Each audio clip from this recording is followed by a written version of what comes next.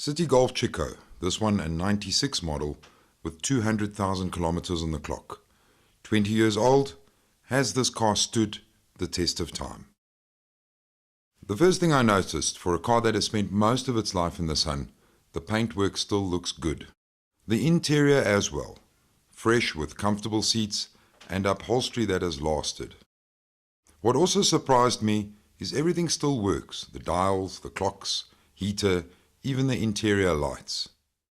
One owner, well maintained. A couple of parts replaced along the way, but the motor itself never opened.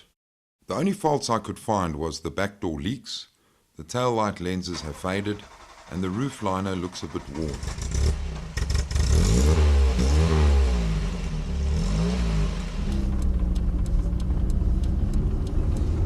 On the road, 1.3 carburetor-fed motor with a 5-speed gearbox.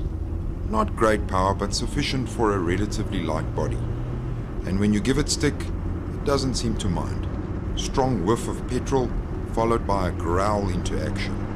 It's not fast, but feels peppy.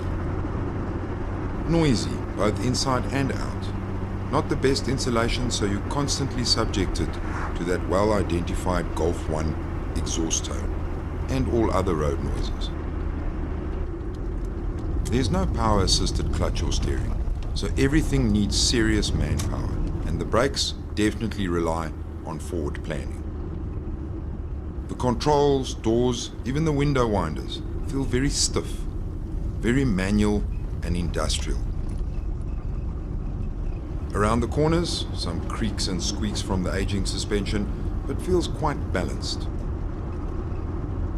It's fun to drive in a basic kind of way. You're forced to be engaged, which makes a nice change from modern cars that do all the thinking for you. I was quite proud to drive this 20-year-old classic. And let's face it, in South Africa, after 25 years of production, certainly a legend. What really surprised me is just how many there are out there, both earlier and later models. My conclusion? I would say basic, practical, a honest little car that still looks good and no doubt will be good for another 200,000 kilometers.